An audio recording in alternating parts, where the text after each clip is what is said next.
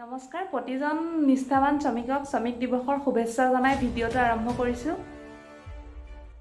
International workers day অৰ্থাৎ আন্তৰ্জাতিক শ্ৰমিক দিৱস।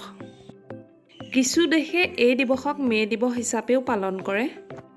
1886 চনৰ 1 মে' তাৰিখে চিকাগো নগৰৰ হে মাৰ্কেটত যেতিয়া 8 ঘণ্টীয়া আন্দোলন হৈছিল, সেই আন্দোলনত শ্ৰমিকৰ ওপৰত গুলীচালনা কৰোৱা হৈছিল।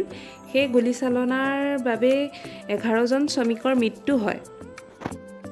সেইবাবে বহু লোকে বহু দেশে এই দিনটোক আন্তৰ্জাতিক শ্ৰমিক দিৱস হিচাপে পালন কৰে।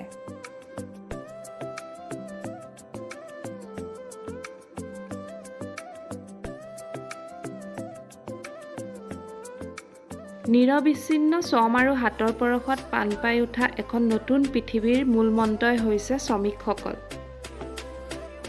যিহেতু পৰিৱৰ্তনশীল জগত, বিশ্বৰ বিভিন্ন ঠাইত উদ্যোগ গঢ়ি উঠাৰ লগে লগে আৰম্ভ হয় শ্ৰমিকৰ আন্দোলন। কপালৰ ঘাম মাটিত পেলাই দুবেলা দুমুঠি খাবৰ বাবে নিষ্ঠাৰে কৰ্ম কৰা প্ৰতিজন শ্ৰমিকলৈ সহস্ৰ সেৱা। অৱশেষত চিকাগো চহৰত হোৱা আন্দোলনত প্ৰাণ আহুতি দিয়া প্ৰত্যেকজন শ্ৰমিকলৈ সেৱা জনাই মই মোৰ ভিডিঅ'টো সামৰিছোঁ।